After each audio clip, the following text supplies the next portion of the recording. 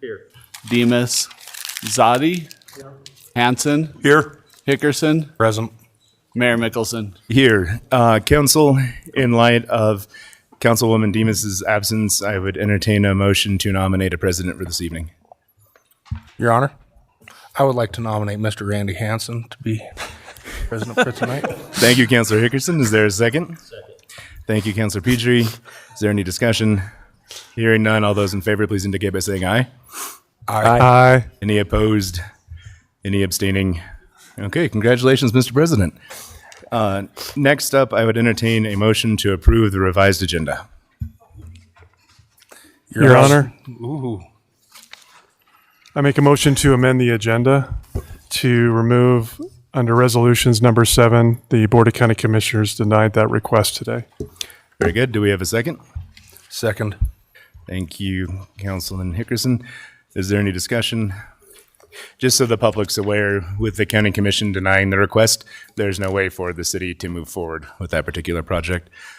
All those in favor, please indicate by saying aye. Aye. Any opposed?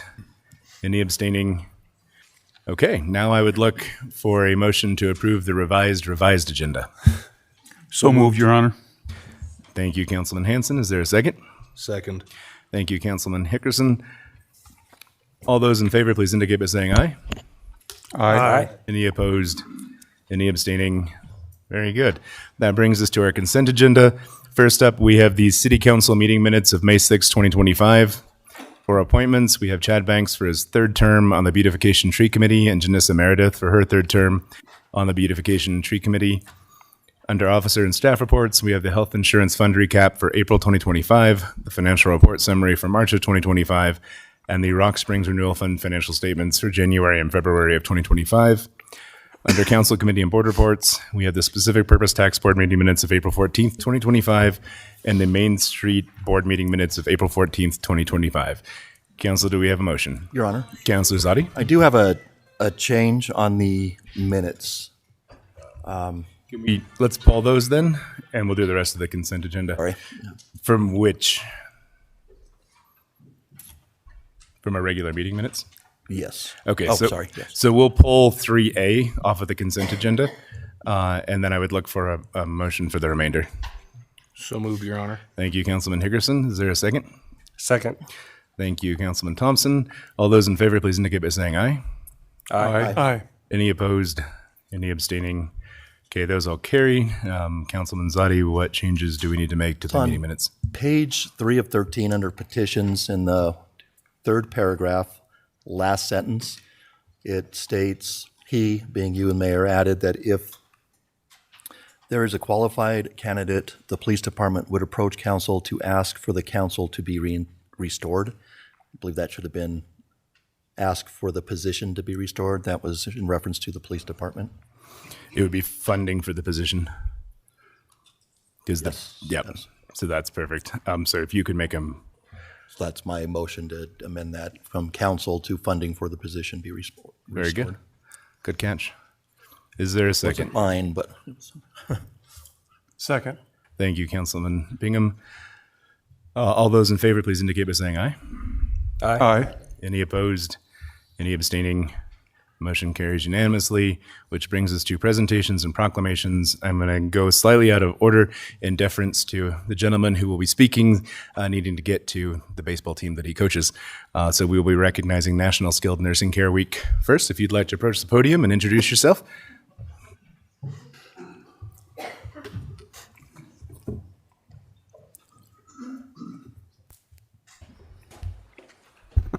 Thank you, Mr. Mayor. Thank you, councilors, for allowing me to speak on behalf of Nursing Home Week. My name is Gavin Wiswell. My friends call me Moose. I moved here in October to take over being administrator for Sageview Care Center with my 3 youngest boys, my wife. And so before I talk about Nursing Home Week, just wanted to say how wonderful Rock Springs has been to us and our family, how welcoming everyone has been, and it's truly been a great experience here for us since October. Nursing homes, it's something I've been doing for about 15 years, and it's a labor of love for our seniors living with chronic illness. As you know, Sageview has been a staple in this community for a very long time, and for 8 years, we have not had the distinction of being a 5-star facility. So we are one of 5 in the state. And so we were able to celebrate that this year during National Nursing Home Week.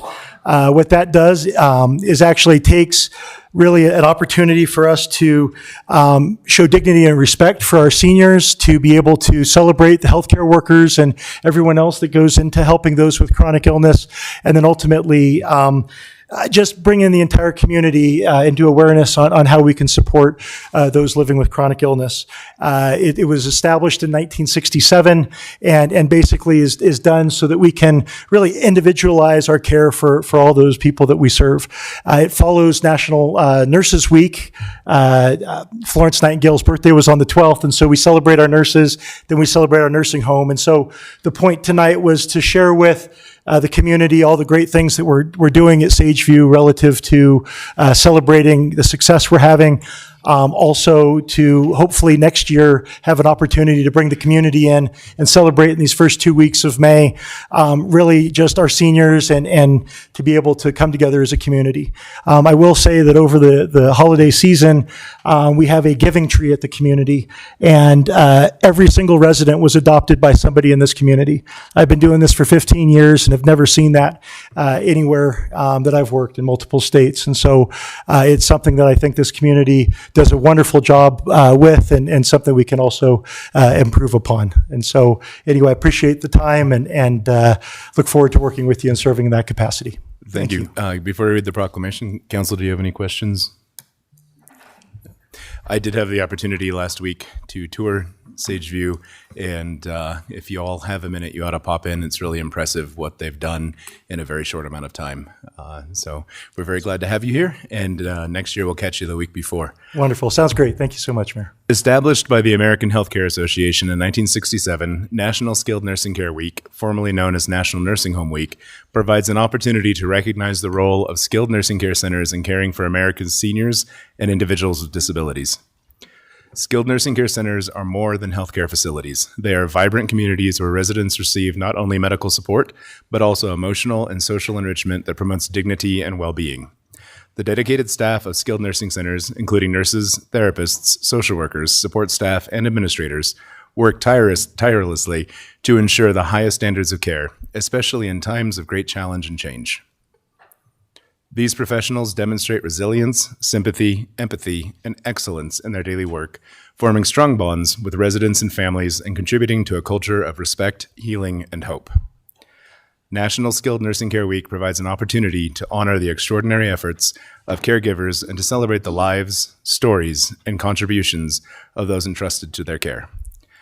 Now, therefore, be it resolved that I, Max Mickelson, Mayor of the City of Rock Springs, do hereby declare the week of May 11th through the 17th of 2025 to be National Skilled Nursing Care Week in the City of Rock Springs. And I encourage all citizens to recognize and show appreciation for the exceptional work of those in skilled nursing care and to honor the individuals who live, work, and find community within these important care settings. Thank you. If you'd join us over here for a photo. Oh, wonderful. Thank you, Mayor. Appreciate it.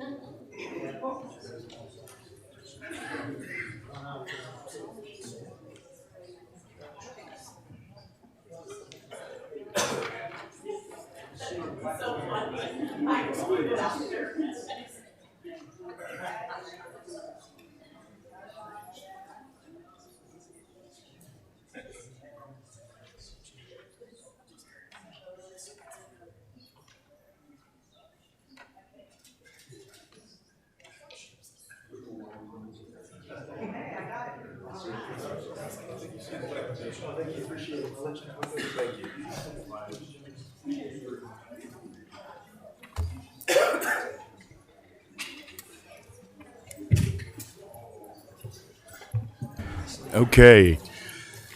Now I would invite the representatives from AML who are here specifically to speak about the Bunning Park grouting project.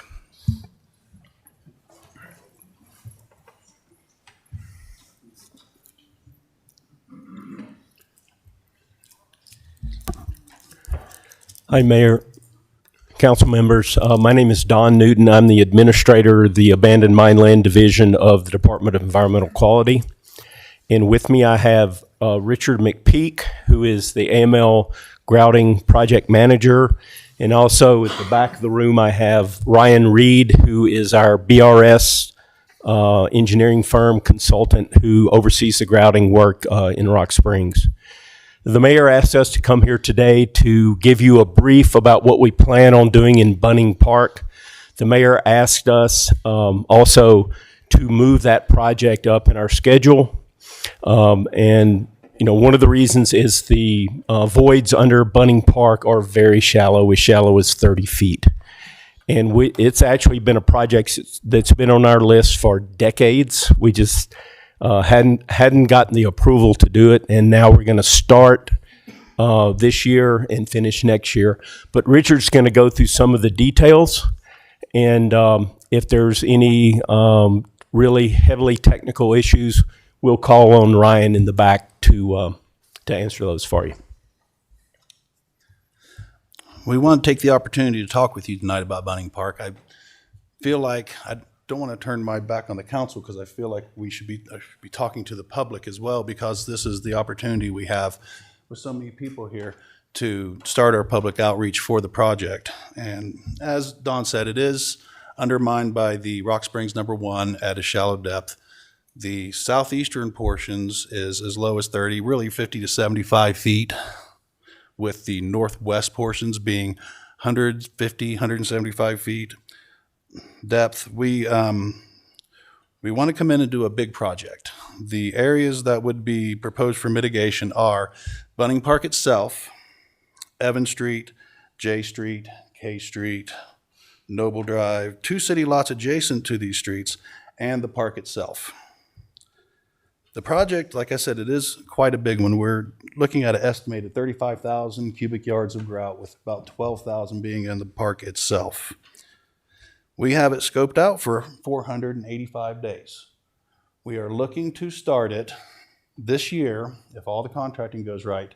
We're looking to start it right after Labor Day. And then we will work on the park for the rest of the year till about November 15th. November 15th is the time that we've been told that it's a good time to go away. It's getting cold. You guys want to hang up your Christmas lights. You want to have your events in the park. So we're going to do as much as we can up to hopefully around that time, and then we will do a winter shutdown. After that point, we will start back up as soon as we can in 26, and we will work towards getting the rest of the park done. We need to get it done before Memorial Day so you guys can have your park back. And at that point in time, we will switch to the perimeter roads and get out of the park. And this is very important. We know you love your park, and I've been to your park and I see why. It's a beautiful park. You need to know that, first of all, we will not shut down your entire park. We will have work areas where we are just working in that area. You can still use the park. We also see the beautiful trees that you have there. So we have hired a arborist to come and help us with the placement of the holes. A lot of the holes we will angle drill in from the street to avoid any damage in the park. There'll be some instances where under these trees we can pothole and make sure that there is no roots that are going to be damaged, but we would probably angle drill in several directions to miss the tap roots and to make sure that your trees stay in good shape. Let's see. With that, we're going to try to do other forms of public outreach. There'll be newspaper releases, for example, Sweetwater Now releases. We're going to try to have an event in the park whereby we'll post some signs in the park so people can see what we have coming up. And we're going to try to have a public outreach session in the park where you can all come and ask us questions. And we can try to address your concerns. And I think with that, I really don't have that much else. Is there any, are there any specific questions about Bunning Park and what we're planning on doing in the park? I would let everyone know that I was very clear when we were discussing the work in Bunning Park that if all the trees died, the only course of action for me would be witness protection. Yeah, he So said the- he would have to leave town. So. Yeah. And I have very much appreciated the lengths that AML has gone to ensure not only that the trees are protected, but that the community's use of the park is protected, while also ensuring that we don't wake up to a headline of sinkhole swallows 40 children. The grouting program, our number one priority is increasing public safety. That's what we do. We fill voids underground so that we have no incidents of people getting hurt. And we want to do that here for you. And we know we're here a lot. We know that we're in the streets. We appreciate your patience. We really do. We really do. There's just no other way to do it, though. You know? For the public's information, AML, over its work in the state of Wyoming, has spent, roughly a third of their total expenditure in Sweetwater County. Yeah. Yeah. So there's been extensive work done here, which makes sense given all the undermining. Yeah. The highway, the finishing up the highway last year was our last big one. That was quite the accomplishment. We're glad to be off the highway for good. We'd rather be in town with you guys. Yeah, we're a lot cooler. Council, do you have any questions or comments? Your Honor. Yes, sir. So when you do that, do you guys just follow the natural slope of the mine to direct the grout where to go, or? Preferably downslope. Yeah. Yeah. But you do prefer 35-foot spacings. We drill down. We will drill down. We will do a geophysical log of the hole, because sometimes we're just doing cuttings, so we don't have cores, so we really can't tell the degree of fracturing. The geophysical logs will tell us the degree of fracturing, and then from that we will grout with. We have ground moving sensors to make sure we're not moving the ground, that detect movements up to 1/100th of a foot. But yeah, we will try generally to go up, dip, down to help have gravity help us out.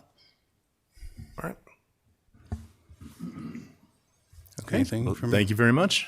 Thank you all. Thank you for your Yeah, patience. we look forward to your work.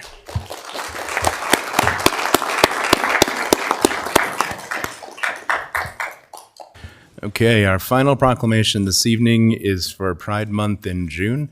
Is there anybody who's come on down to the podium and let us hear about it?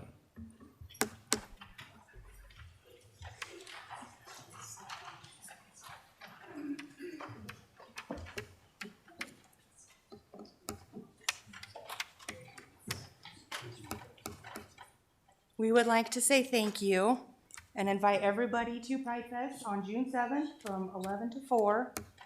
It is a free event and open to the public, so it's going to be fun.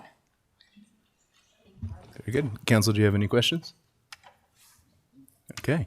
Before I read the proclamation, there's a fella by the name of Os Guinness, and he's written some very interesting and informative works. And one of his quotes is one of my absolute favorites, and I wrote it down because I wanted to share it. Any and all recognition of freedom means recognizing the integrity of the equal freedom of others. And I think that is very much what this is about. The City of Rock Springs recognizes the inherent dignity and equal rights of all individuals, regardless of their sexual orientation, gender identity, or expression.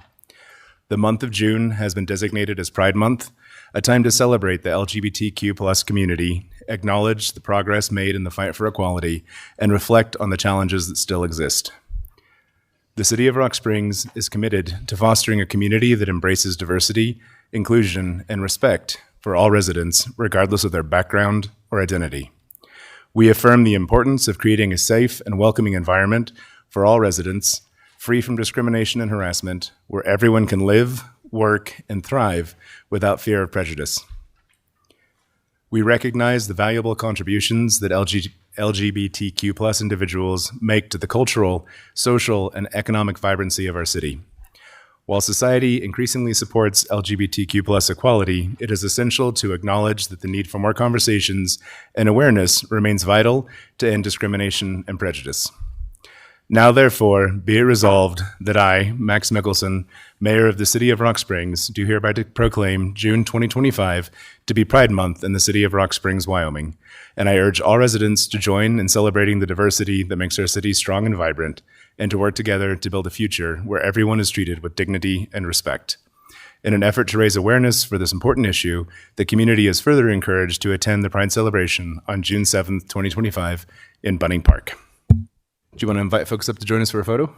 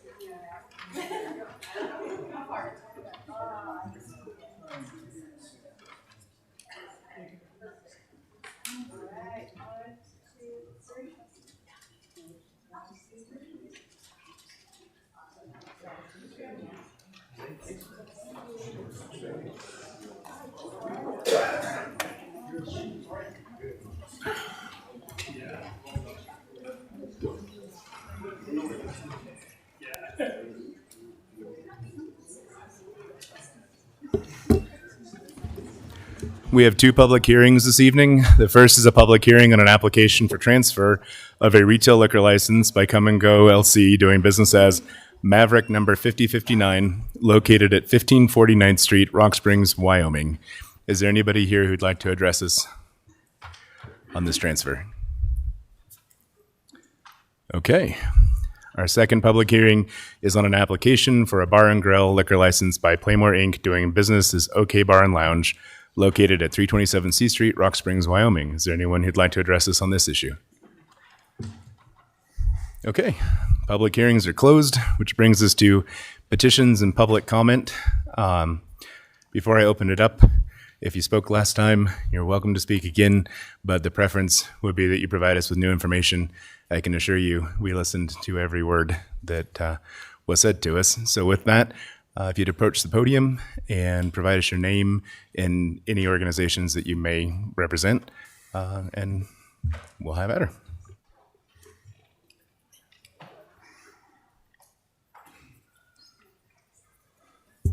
Mr. Mayor, Council, Stephen Allen, resident, number 4.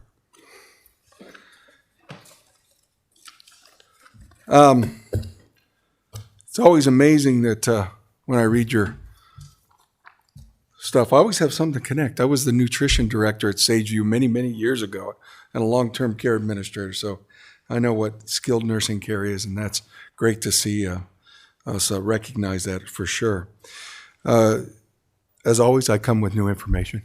I got to save a little bit as we go along, as I said before.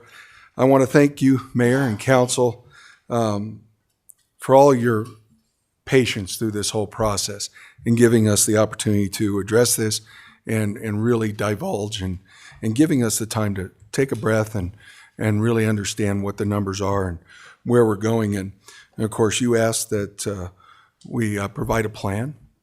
We have a plan.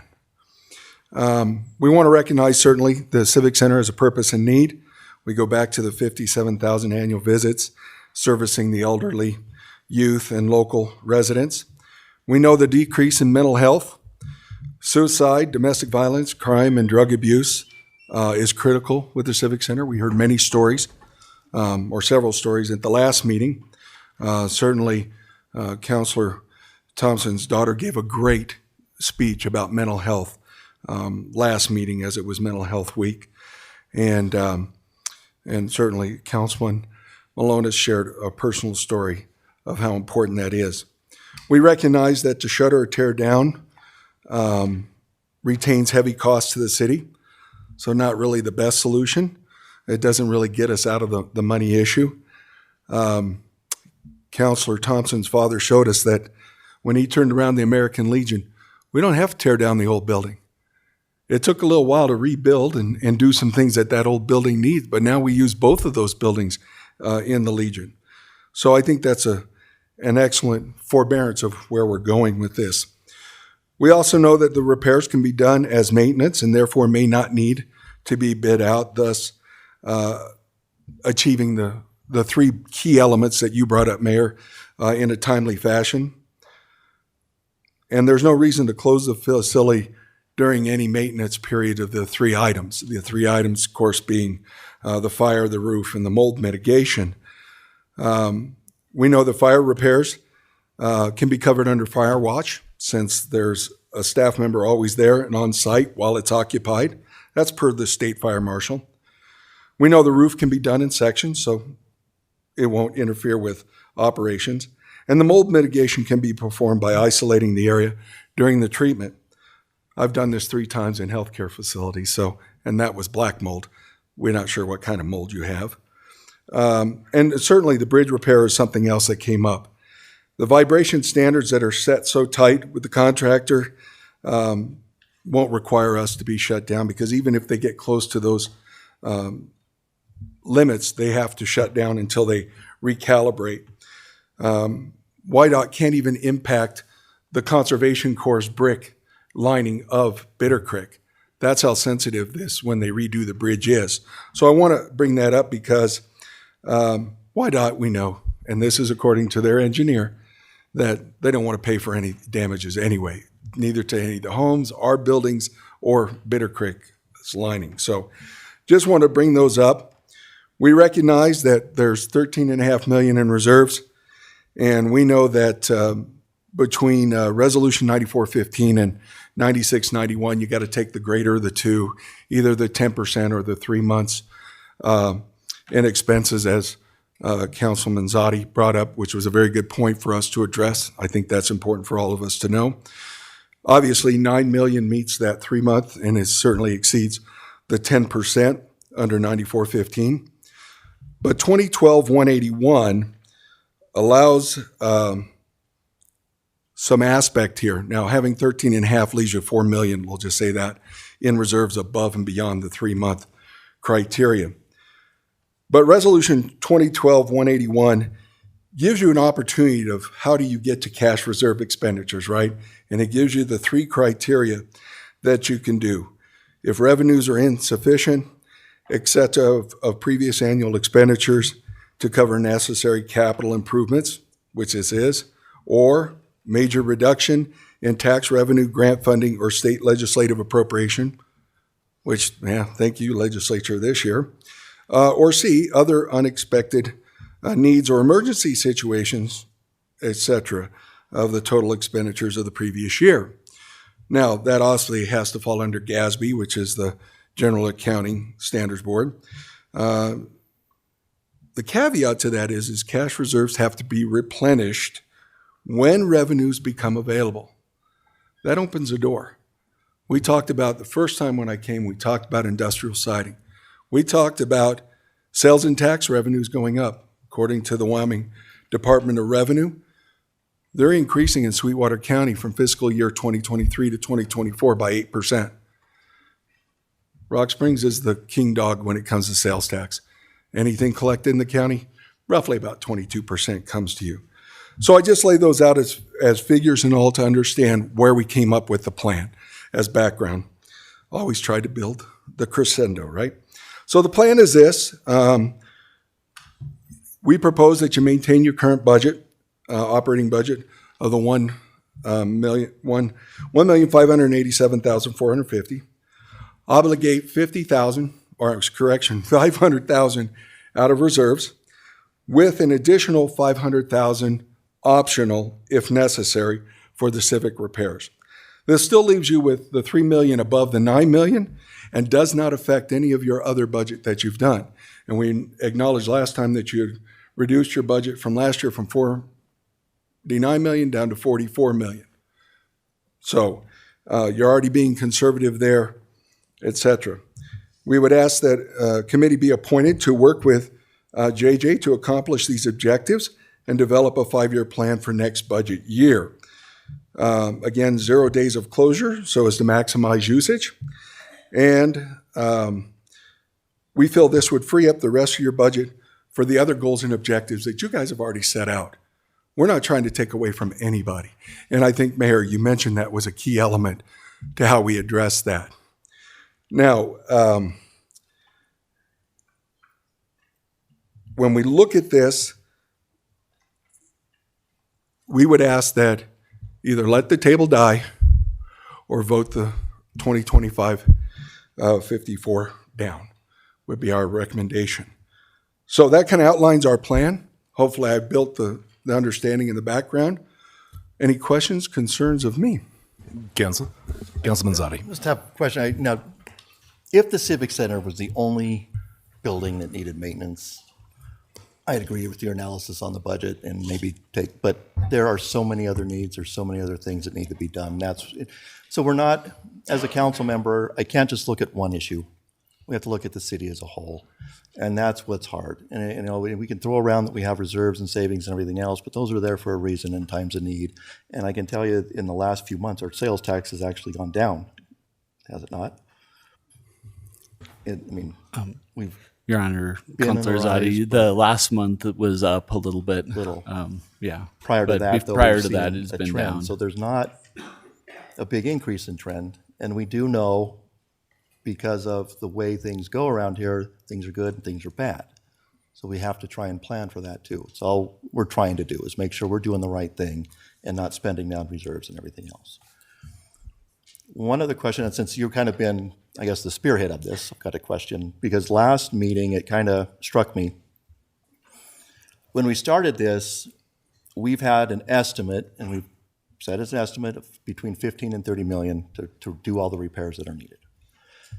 There's been comments made that that's wrong, but nothing came back to say why it's wrong or anything like that. It's napkin math and whatever. So we did, I think, pretty much commit last time that we are looking at hiring a structural engineer to assess the building and get the actual costs. That's what everyone had been asking for from the beginning. I didn't believe the costs that were estimated, that they wanted to see actual costs and everything else. But then once that was mentioned last week, or last meeting, and it is going to be $45,000, that's the cost of it to do this and do a full analysis, people gasp. And I've got some feedback from that. Why are we spending that money? Well, it's because of the request of everybody had to get the actual costs, so we know where we stand and we can make a plan. So it kind of sends a mixed message to me that we don't know what the actual costs are. We try to get the actual costs, and we're lambasted because we're spending the money to get the actual cost to find out what needs to be done. I think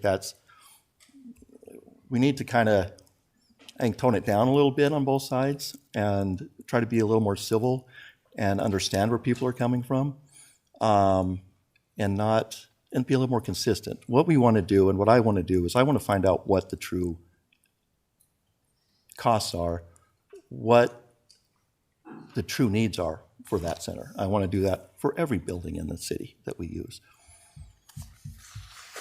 I know from the study that was done, and clear back from the early 2000s, we've known there's been structural issues with it and settling and that, and they had to do underpinning and stabilization work and everything else. And there's been studies since then in 2005, 2015 that show that it didn't stop the mitigation that we did, but it did, I think, slow it down, but we ended up having to shut down a portion of that building. So I don't think either that it's just as simple as fixing the fire, the roof, and mold.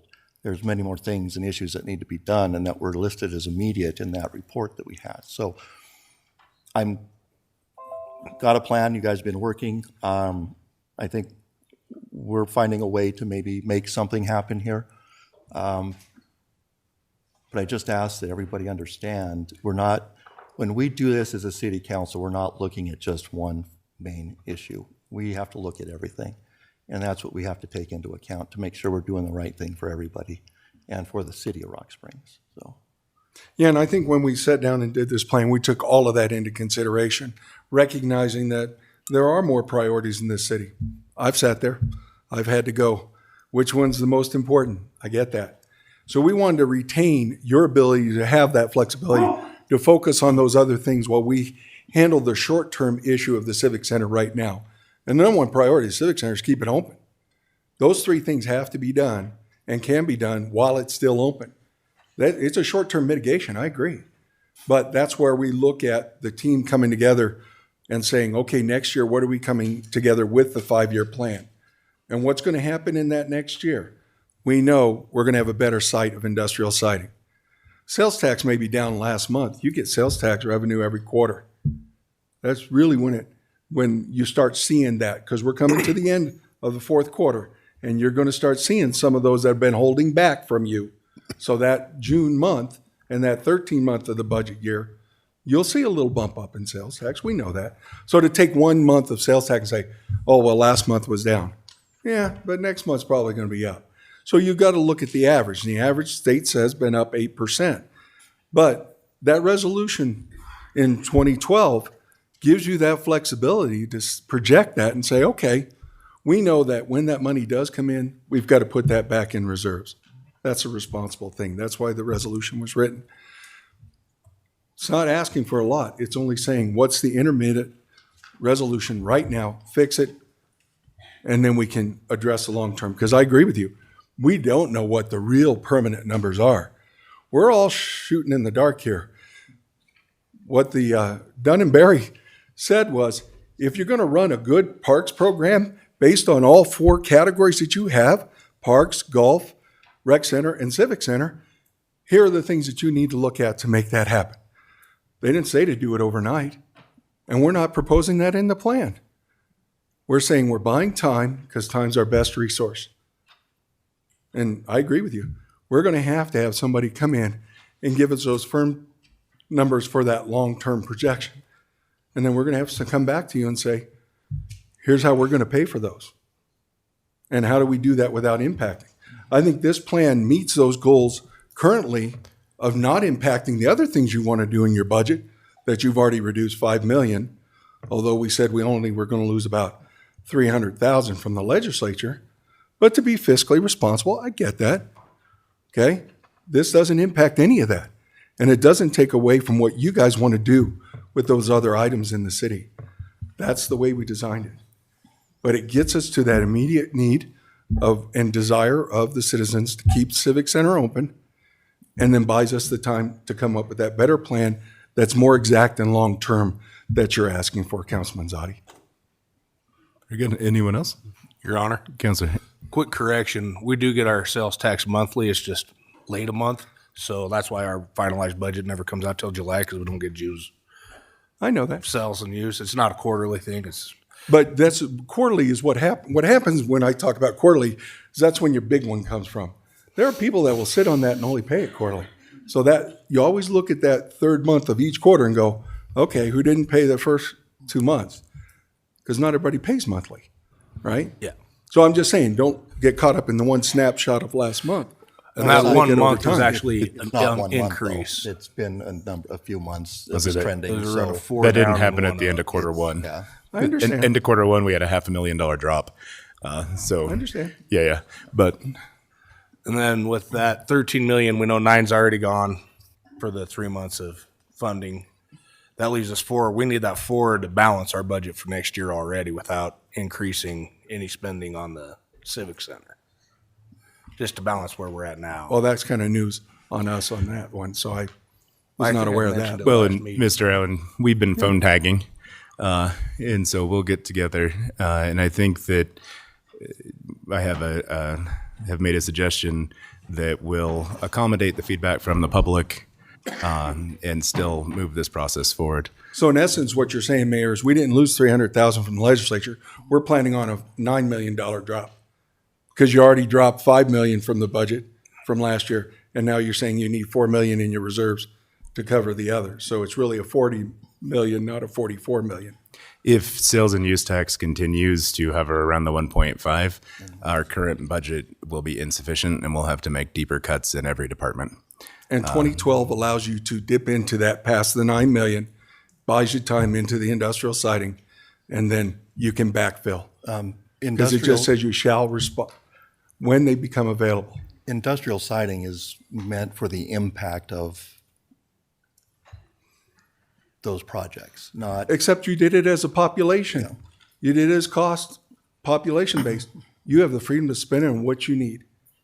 There's no tie in that reporting. Yeah, but that's the intent of it and that, and we can't, we know it's coming, thankfully. And there's, like I said, there's a lot of needs that needs to But go. since we're being clear, you do have the freedom to spend that as you see fit as the impacts to the city. Happily, I've only spent the first 60 million of that $12 million, so we're sitting pretty. But very good, and we'll get in touch. Thank you. I appreciate it. And thank you for all your patience and the great work you guys do. Appreciate it. Very good.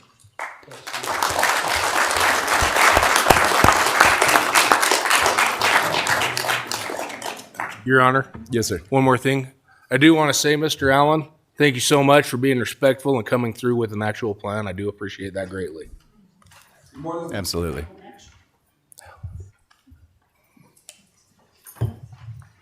Councilman, Mayor, thanks for the opportunity to step up. I'd like to just continue on with what Stephen said. Sorry, I know we know who you are, but can you identify yourself for the Oh, record? I'm sorry. My name is Jack Weimer. I apologize for that. I was trying to be incognito in case I say something I regret, but I guess I can't do that. So, Rob Zotti, you have some very good points. Very good points. Thank you. The Civic Center does need work. Let's be clear about that. And a lot of the recreational facilities in the Parks and Rec Department, they also need work. We're proposing a plan to address Sir? the immediate needs. Can I step up to the microphone? We can hear you in here, but people on YouTube can't hear you unless you're on the. All right, I apologize for that. You can't? So can everyone hear me now? Is that fine?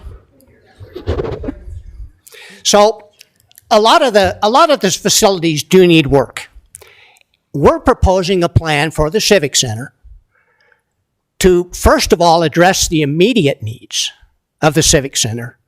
And those needs were outlined last meeting by Mayor Mitchelson. He said mold, fire systems, and roof were the critical items. And we believe that year one, those can be addressed. Now, this plan is actually a 5-year plan because we don't even know what needs to be fixed or what it's going to cost to do that. And we need to spread those costs out over a number of years. Some items need to be fixed right away, but many, many, many of the items can be spread out over 5 years. Now, I think that's true with every facility in the recreational department. I think $15 million is too much. I think that's a high number. Heaven forbid it would be 25 million. But that's just my opinion. So let's go back and let's get good data and let's see how we can make this thing happen over 5 years. A couple other things that Stephen's already touched on. The building does not need to be closed. Specific areas in the Civic Center can be isolated very easily. Work can be done in those areas. Now realize we're talking a maintenance plan here. We're not talking a renovation or a rebuild plan. We're talking a maintenance plan. That's the problem. Here's my fear. If we close the Civic Center, that's going to trigger a whole bunch of things happening if we decide to reopen it. The biggest one being is bringing the building up to code. Right now, we can use it as is. When we go into an area and do the work, we can address the code issues and the needs of that specific area and bring the building up a little bit at a time. That's the right way to do it. Now, the plan we're proposing is a common sense and very realistic plan. It's a maintenance plan. It's not a renovation plan. And it addresses the needs that the mayor outlined last time, the mold, the roof, and the fire system. So, Mr. Mayor, you challenged us to provide a plan, and hopefully we've done that. Now, the Civic Center is a very, very valuable asset, both financially and from a cultural standpoint. You have to realize that. I think the vast majority of the citizens in this community want to keep the center open. That's my true belief. I have nothing to base it on. However, our team is here to help. And I want to compliment everyone because from last time, the rhetoric has come down. Everyone's doing a great job. At least we're talking, we're working together, and for the most part, we're not too mad at each other, at least not yet. So let's keep it that way. I think we're doing a great job. We're here to help. Let's get good data, and let's work together to make it happen. Any questions? Your Honor. Thanks, Jack, and appreciate our conversation after the last city council meeting, and appreciate the dialogue going back and forth. I think as far as the communication, we've both felt there was a little bit of a communication breakdown, whether it's from us or us just not getting that message to the public to understand what's truly going on, what's wrong. We got a little bit hung up on what needs to be fixed and this and that.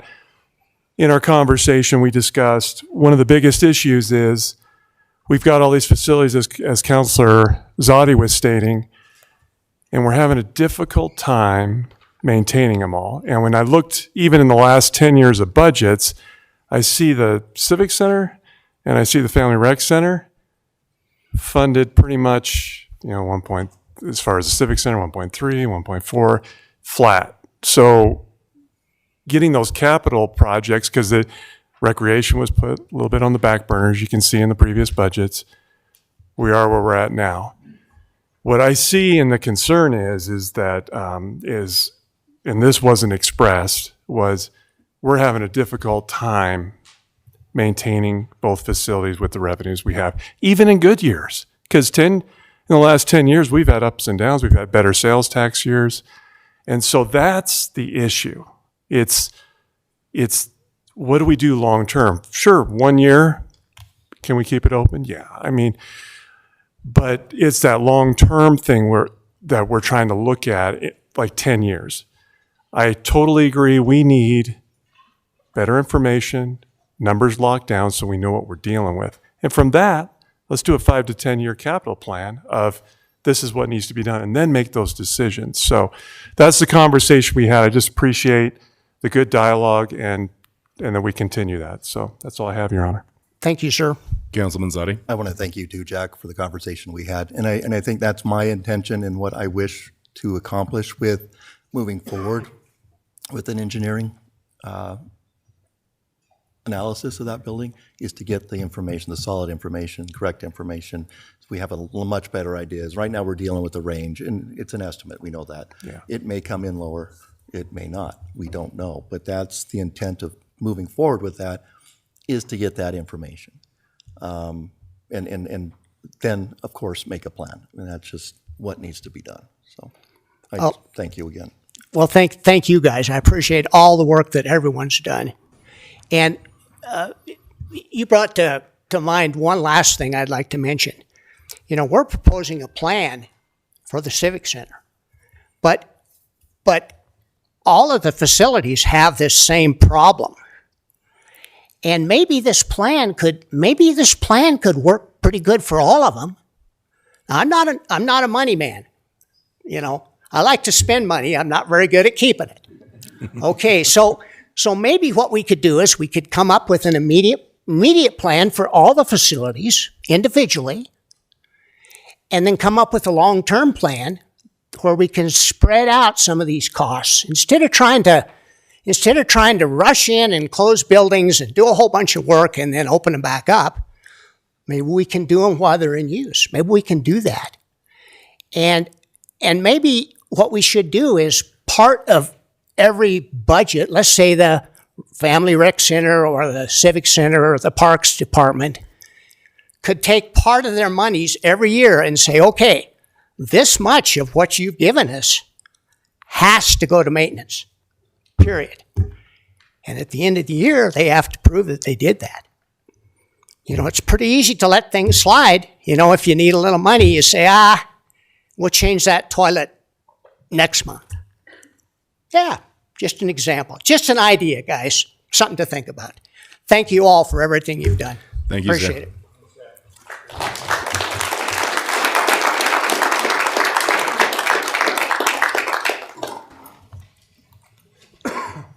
Max, Councilman, my name is Shirley Ann.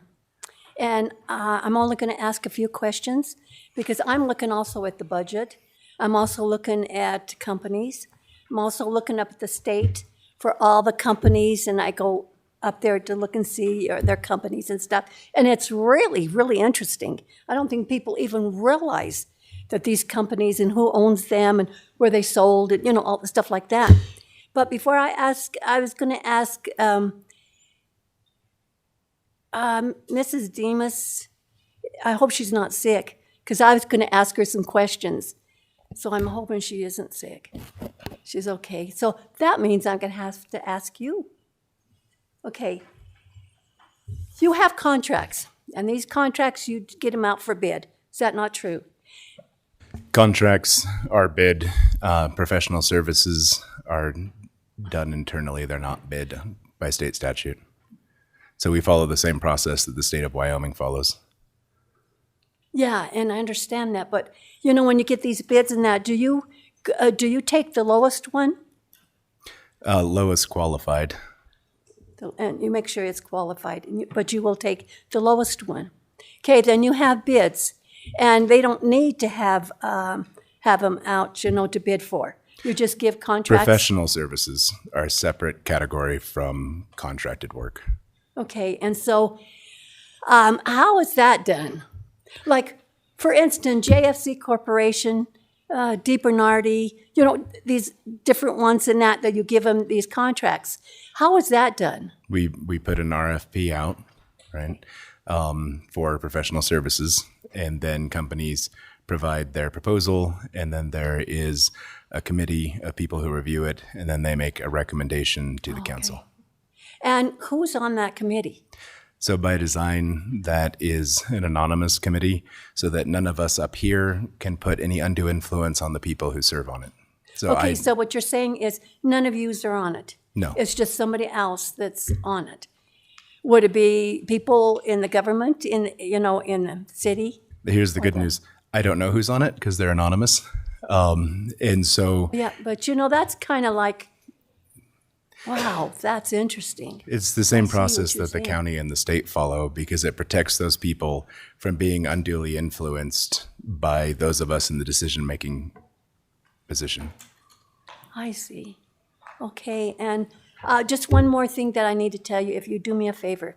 If you please tell us, Ms. Demas, I went up to the cemetery for Easter to go see my two babies and my family, okay? And it was really, there's no words to tell you. Then I come down the road, and what do I see? I see a man with a dog, and he's pooping all over this the grave. I mean, it's like, come on, guys. You know, you pass that where they can go and walk their dogs, and they're not supposed to be in there to poop or pee all over the place, but they do it. So I think that it needs to be changed. I do. I mean, ponder it, guys. Ponder it. Because our families up there, our soldiers, all those that have died for you to sit in that chair, for me to stand up here, don't need that. That's sacred. That cemetery is sacred. Our families, my babies, anybody else has babies here, they're sacred. And nobody should be able to walk a dog in there and let them poop and pee all over. It's not right. In Councilwoman Demas's absence, you should email or call her to have that conversation with her. Yeah, but you know what we didn't do that day?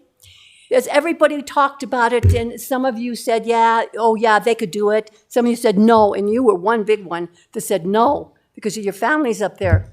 You know, but nobody said, hey, 25 people, except for, Jeannie Demas, she did. I saw her at the store, and she said, I asked her, well, how many people talked to her? She said 25 people had called her and told her that, hey, that they want to walk their dogs. 25. But yet none of you had said how many had told you anything. So it was surprising, you know. And how do we know? How do we truly know that it was 25 people that had talked to her?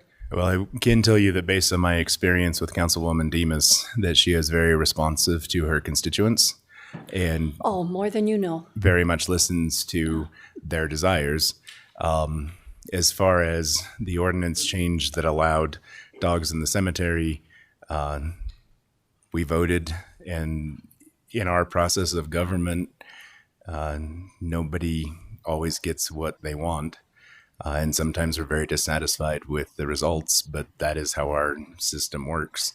So if at some point in the future there are, a slew of people who want us to revisit it, we certainly can. Okay. But until then, we've addressed it, we debated it, we took public comment, and it's a closed matter. And that's good that we go again. But I need to tell you this, Max, Councilman, that our families are with us. And the day we die and we leave this world, we get to see our families. I get to see my children. I get to see my mother and them, and they're right there. And to know that we didn't fight for them, for their sacredness and where we had put them, then that's pretty sad. And besides that, they'll haunt the hell right out of you guys. I guarantee you. Thank you. Thank you, Max.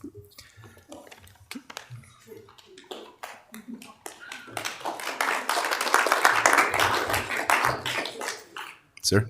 Hello, good evening. I'm Mike Scores. I spoke here last time. It's really nice to see you all again. Thanks for taking the time to hear our task force out. I've had the distinct pleasure of working with these fine gentlemen and lady on our committee, our task force, to try and assist the city with this issue at the Civic Center. And I think my message, I just want to round it out the team. Give a little bit of background first. I'm a safety professional by trade, senior leader at my company, and I have 2 4-year-old twin daughters, and that's the true reason why I'm here to help with this project, is because of them. I want their generations, both them and hopefully their kiddos, to be able to use this facility.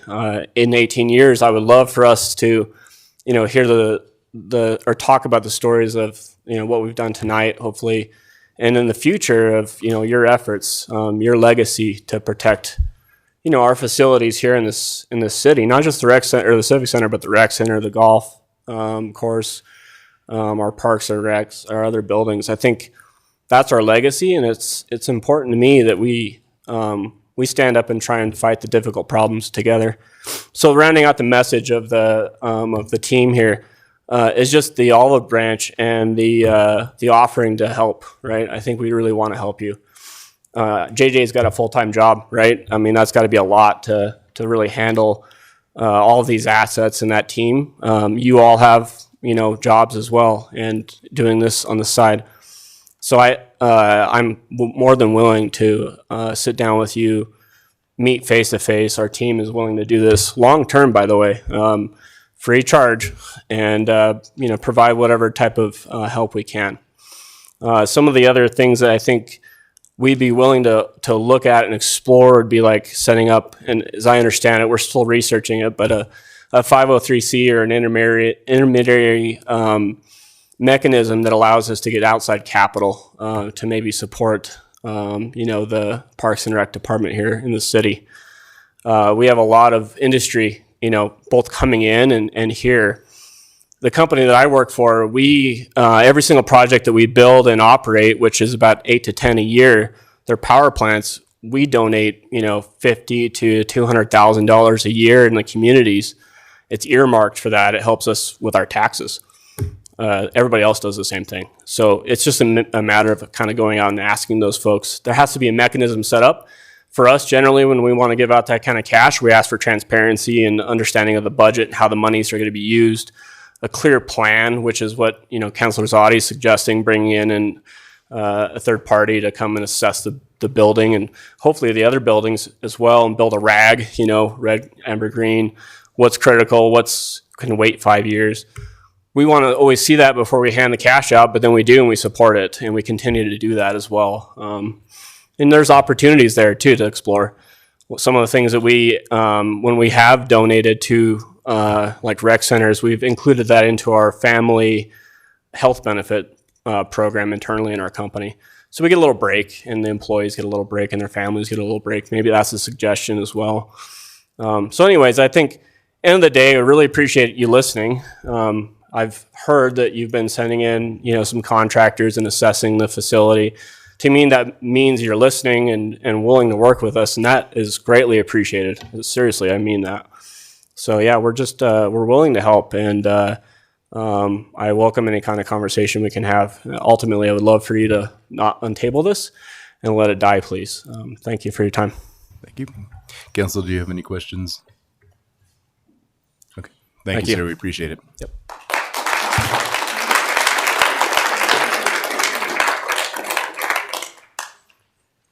My name is Eric Berg, and I live here in Rock Springs up on B Street. And the first thing I want to talk about is something that Rick spoke to last 2 weeks ago. He spoke how his father went to the Civic Center and how it helped him so much. Well, 42 years ago, I quit smoking. And my wife bought me a membership to the Civic Center.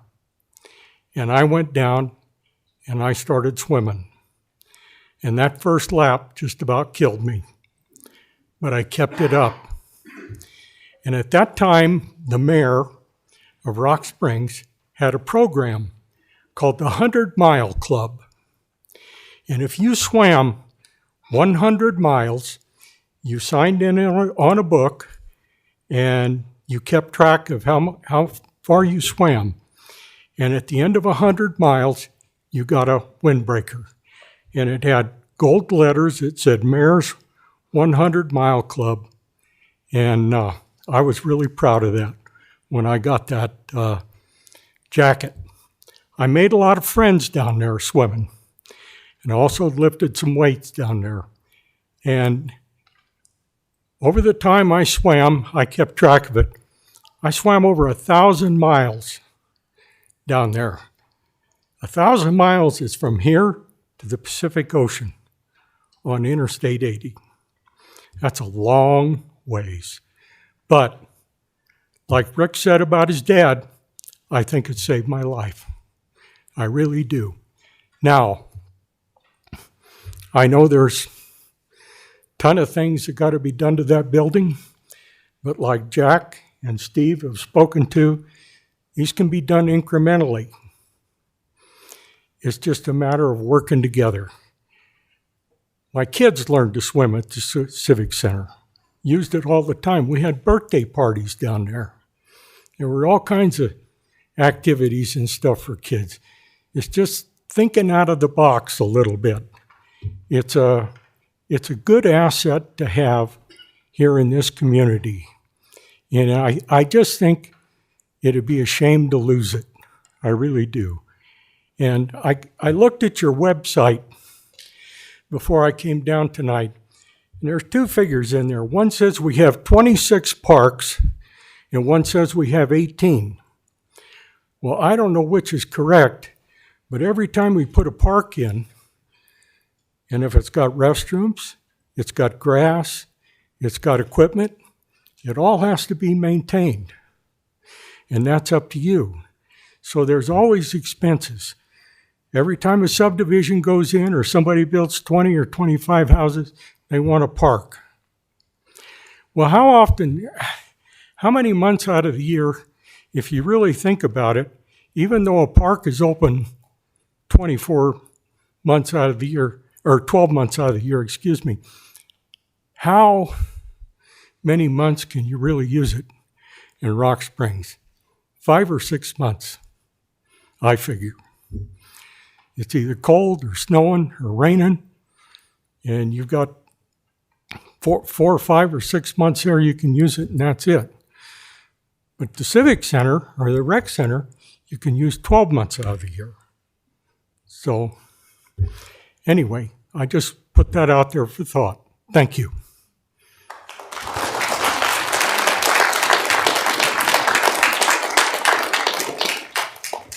Thank you, sir. And I would, for the public's interest, let y'all know that there are some people who are very cranky with me because that very thing happened where there was a new housing development and they said, "Where's our park?" And I said, "It's a 2-minute drive from your house. We're not building a new one because we built too much."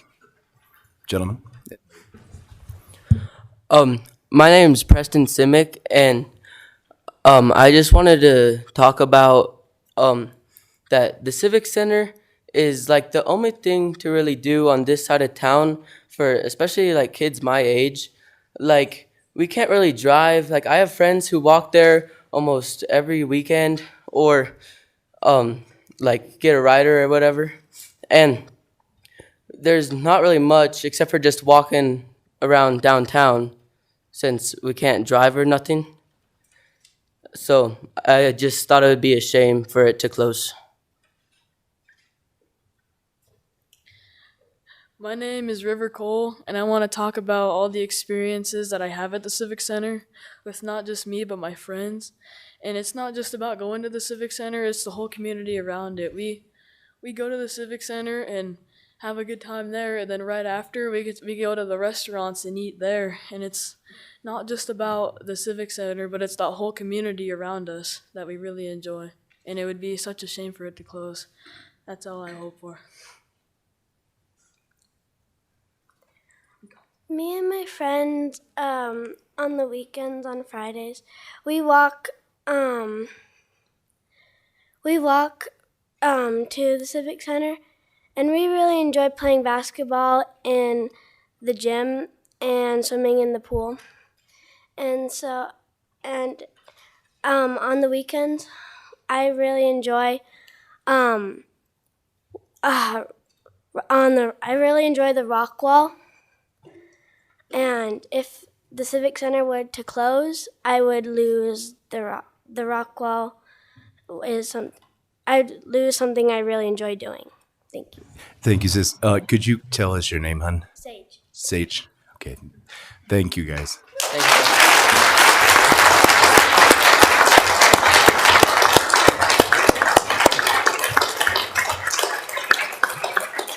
you. Your Honor, Yes, sir. I just want to say, good for you three for stepping up. I know it's nerve-wracking to come up to a meeting like this and speak in a microphone, but A+, you guys did a wonderful job in speaking.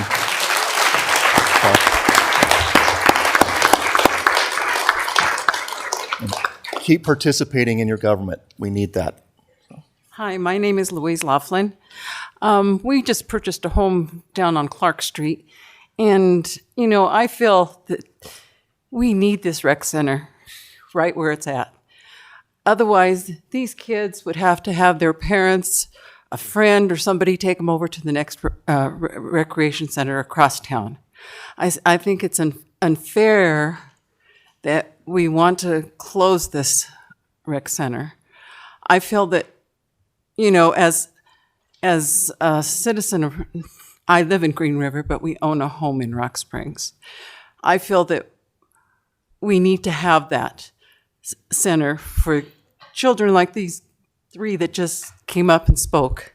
These are our next councilmen, guaranteed, you know, because they're not scared to speak. They're not scared to give their opinion. I feel that, you know, we need to work together and find money somewhere along grants. I don't know if you can get a grant to help with some of this. I know, just like this gentleman, I'm not sure him, he said, you know, you can go with the mines, you can go with many businesses that do give money. And I feel that it should remain open. I'm really was saddened to hear that you guys were thinking about closing it, and that's why we're here today. I would like you guys to really deeply think about our children, that if you make them go across town, will they be able to get into that facility? You know, because I'm sure there's a code for so many people that can be using that facility. You know, will they be turned away because we only have 150 spots open in the rec center, or more than that maybe, I'm not sure. I feel that we need to really think hard on this, because I want this rec center to remain open. And I know a lot of people behind me want that too. So if you need help, if you guys need help thinking of different projects, and I know this gentleman here who spoke was wonderful. I mean, he opened my eyes to quite a bit of things. We would be willing to help. So with that, I thank you for listening to me. Thank you. Thank you.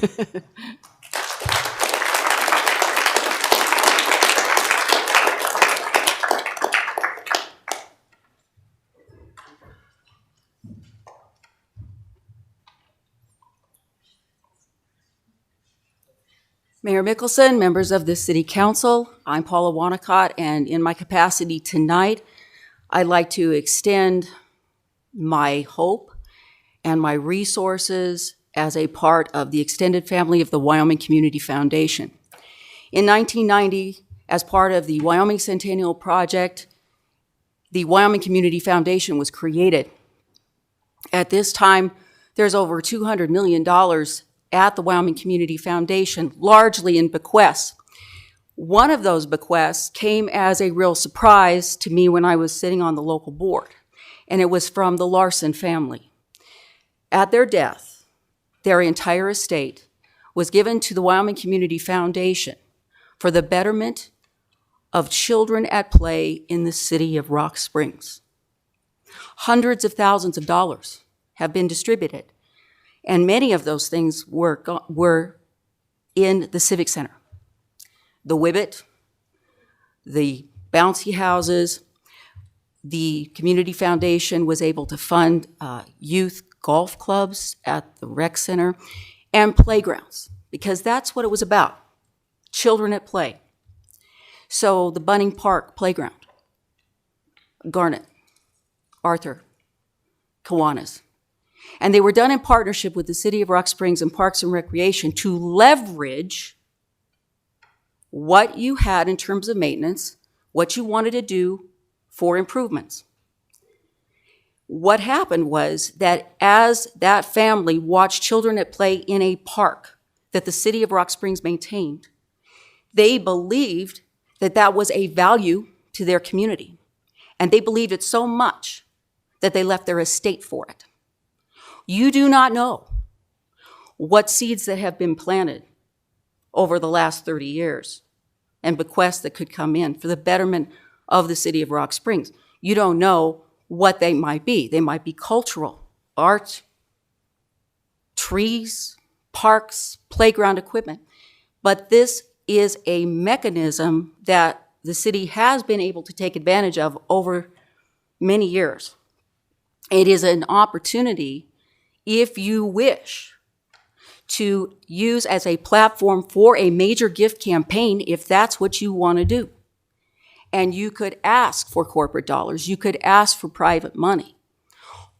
All you have to do is have a number and then decide how you want to divide that number and then go ask for it.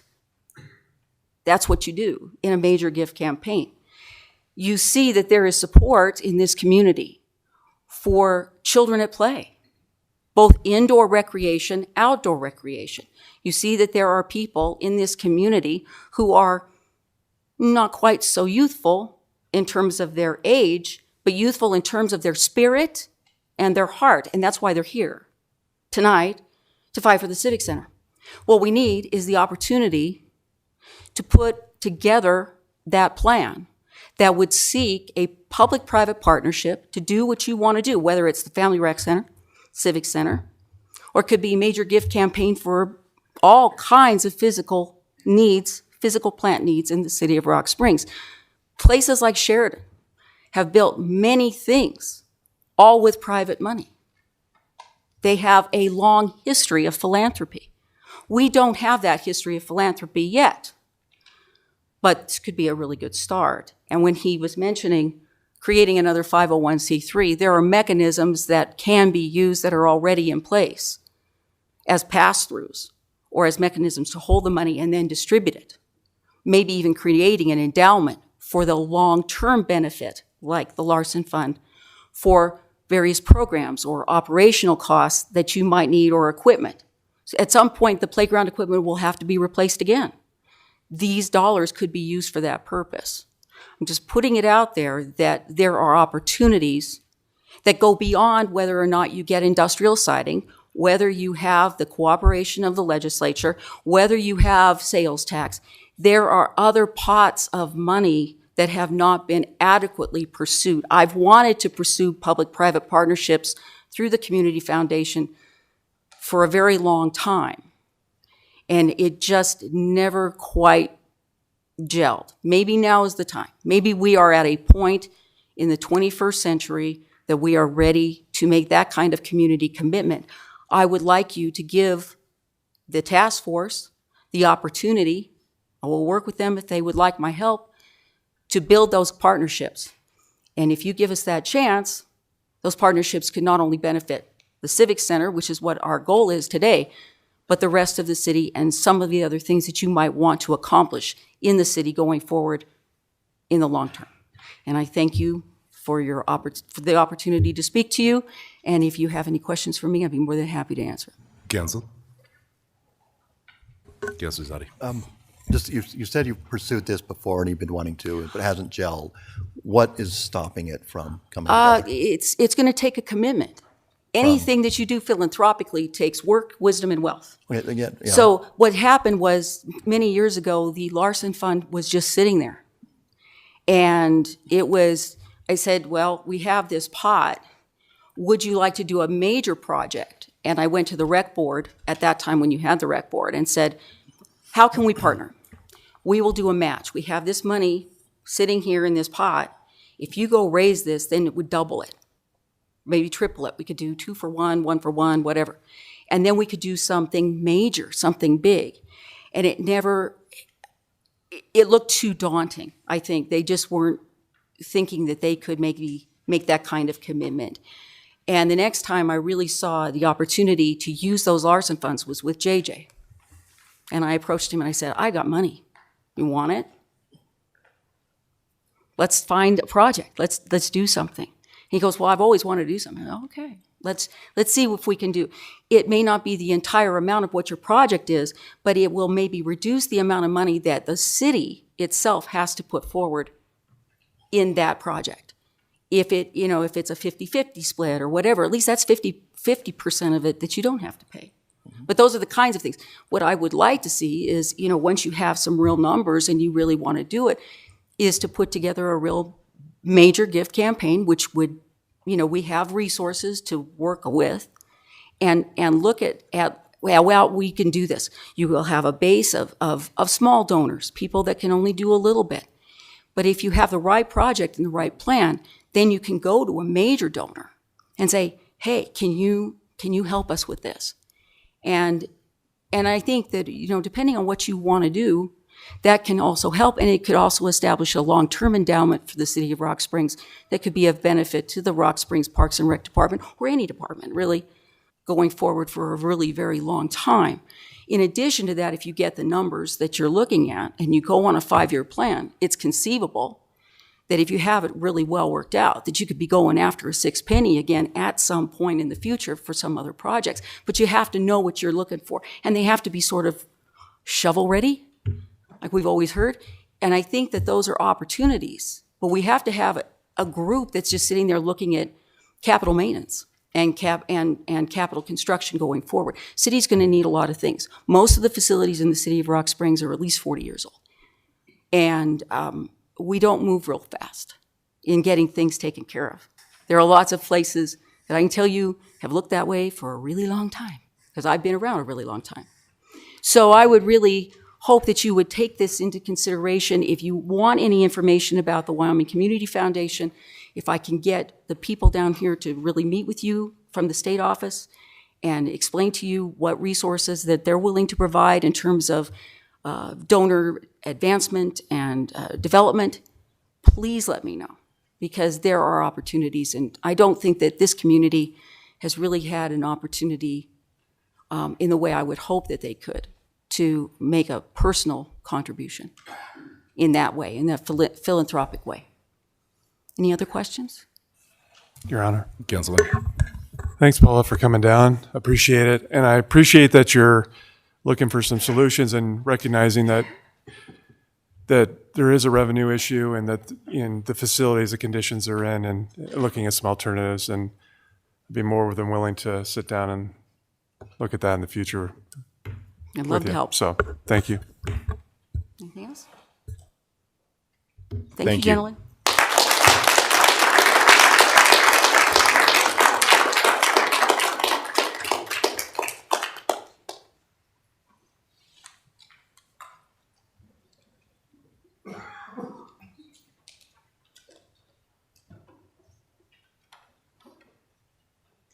Mayor, council members, I'm very nervous. This is the first time I've ever spoken in public in my life. I don't use the Civic Center. I live on the other side of town. But I watched the town council meeting last week, and I watched the tennis players.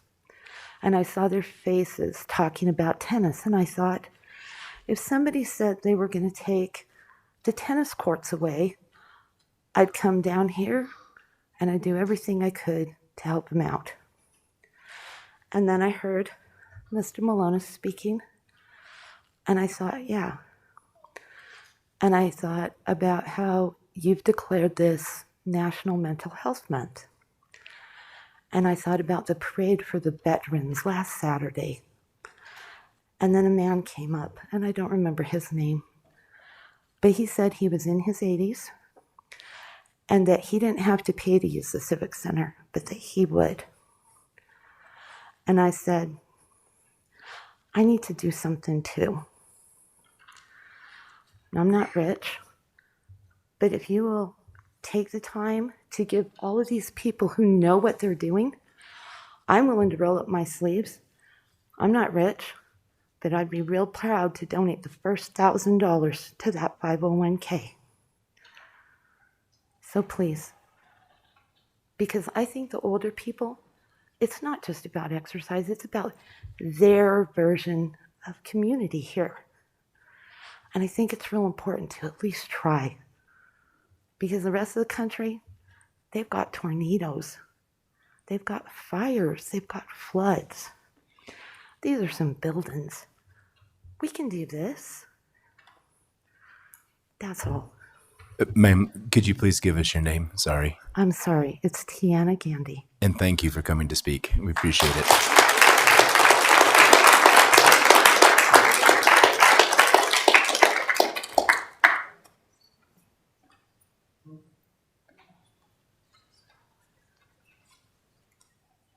Hi, Mayor Max and council members. I'm Laura McKee, and I just wanted to chat a little bit about some things on the budget as well. So one of the things is when you look at the budget for last year, it shows that there was like 25,000 in investments on hand, and then it went down by 12,000. So I'm assuming that, you know, according to everything I looked at, that we actually spent above our what we had, and we used some reserves last year, you know, and got them cut back. Some of the other things is, so basically, obviously, we needed to cut cost, you know, so that we weren't doing that. But some of the stuff that was in here too was that that the finance and administration budget went up 60% in just 2 years, and the IT has doubled since 2020. And the buildings have went up 96.84%. And when they were talking about, you know, Shirley was talking about the cemetery, those costs have risen 42.71%. Administration and engineering doubled from last year. And when you're talking about the parks, you know, like Sheridan has 17 parks. We have 16 according to the website. They spent $500,000. We spent 1.6 to maintain our parks. So there's just a lot of things that, you know, just it seems like we could cut somewhere. And then I noticed also in the, under the public, hang on just a second here. It was in public services. It went up 40%, but there's a lot of like subscriptions, memberships, education, seminars, facility and equipment maintenance in that fund. So I just think that there's ways that we can cut on the budget. I know you guys have cut some out now, but I think that we've, you know, I've lived in Wyoming for 48 years in this area between Green River and here. And so I understand that we, you know, we bust and we boom and we make a lot of money, but we should be doing a cash accrual system instead of, or accrual system instead of cash, doing some different things, just changing things so that we're better prepared, because we're not going to always have, you know, all these industries giving us all this money. And we, you know, I know there's a lot of needs out there, but the local government, you know, the needs that they supply are like, you know, police, fire, EMS, all the other things. And obviously the citizens want, you know, the Civic Center and the Rec Center. So, I mean, I just feel like there's ways that we can look at other things as well. I know we're hiring someone for the Civic Center, which I truly don't understand why we would hire someone when we're talking about closing it. I mean, it's just a lot of unanswered questions, and I just wish that we could have more talks and transparency on the budget, you know, and talk about things that we could do. And then the golf course, I mean, that, you know, I know that we don't make money from the golf course. We lose money. But is there other things we could do? Could we do stuff for winter? Is there things that we can do to try to make more money that way? So those are just questions that I have for you guys. And I do appreciate all your work. And I appreciate that you guys are spending less in this budget coming up. But I still think there's a lot of unanswered questions that we just, you know, and as citizens, we would like to be involved in that process. And certainly, as I said at the last meeting, I'll be going through each department's budget and putting out a video talking about the specific reasons. There are certainly drivers behind those increases. And so I think that is the best way to provide that information to the public. And the structure of our government is the citizens are participating in the process by electing all these people up here, and then they're tasked with doing that work and having that conversation with the public. We can't have 23,000 people right, determining how we do things. That's not how right, we do things in this country. Right. I do have some questions for you, but I don't know that we have enough time. Right. So what would be helpful is if you could call and we could sit down and then we could look at the budget, and I could hopefully point out to you the whys and what fors. Okay. Yeah, and I know that we're a republic, and, you know, we, just like you're representing us, just like our representatives and senators do, I understand that. I just pray that all the people that keep coming to these meetings start to get more involved in things so that we can keep track of everything. You know, I mean, you guys can't do it alone. We can't do it alone. We can only do this together to make our Rock Springs, our Sweetwater County better. And I think that we're all up for doing that task. So thank you. Thank you. Your Honor? Yes, sir. I had a question. Yes. Just a couple things, and then it goes onto the budget, and I think why some of those increases, and just as an example, this isn't for all of them, but right, there was consolidation within budgets, like telephone systems went all to IT, where we had it split up other budgets in other departments. So there's some consolidation as why some department may have been a bigger increase than others. Just right, as an example, right, doesn't cover everything, but so everybody's aware there's reasons for this, and like Max said, we tried to explain as best he could. You had mentioned You want more transparency. And my concern there is there areas that you haven't seen that? Are there areas that you've asked for information and haven't gotten? I mean, there's so much we can put out there. We got the budget online and everything else, but no matter how much we put out, somebody wants more. And so, Right. I mean, if there's an instance that someone's not getting information they need that they should be getting, I would like to know, because I want to know why that's happening, and I'd like to be as transparent as we can. So is there an instance that you've had where? No, just basically when you go through like 5 years of budgets, it raises a lot of questions. That's why I'm looking forward to Max's, all the stuff he's putting out, because as citizens, we don't know. And I mean, obviously IT is a big expense, but then are we always doing everything the most efficient way possible? Probably not, because that's how government works, right? At times. So that's why I think it's having people of expertise, because we all in this room have different expertise in different fields.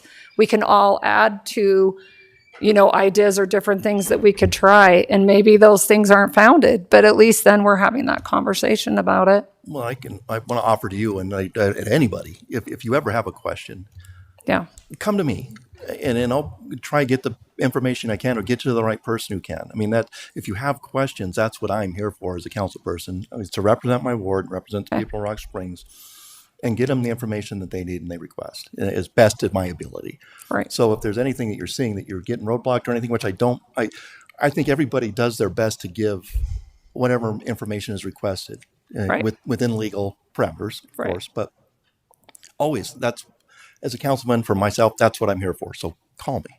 Okay. Thank you. I would like to add, there's a lot of discussion around efficiency, and government is not a corporation, right? It's here to provide for the common good. Mm-hmm. And so by design, efficiency is not the goal. Equity is the goal. And so every system can be tightened up. Right. But if we had a government that was 100% efficient, we'd have a lot of people who got left out in the dust. And as a very good example, given our conversation this evening, it's within the authority of the mayor's office to just say the Civic Center's closed. Yeah. Right. And that would have been a huge disservice to our community, but it would have been far more efficient than having all these conversations. And obviously that's not the choice that I made, because I recognized the importance of being inefficient to serve the common good. Right.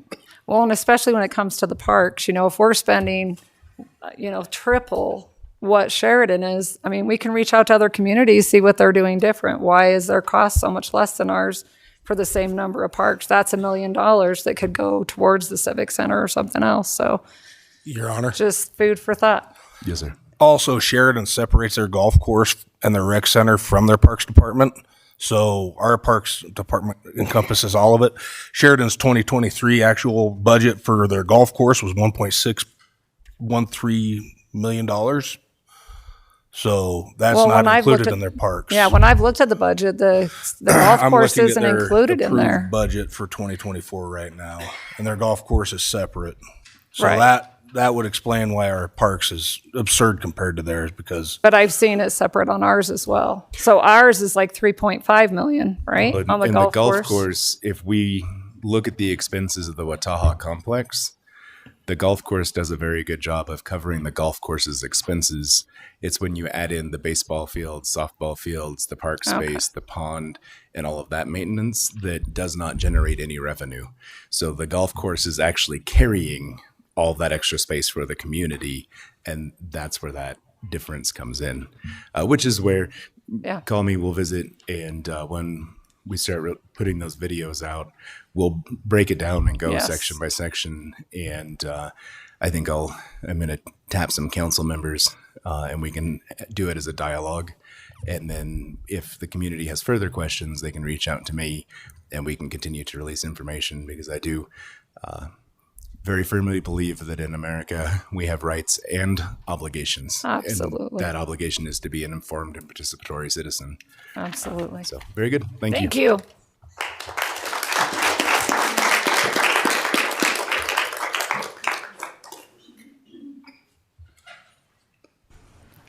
Okay. Going once, going twice. Thank you, youngsters, for coming.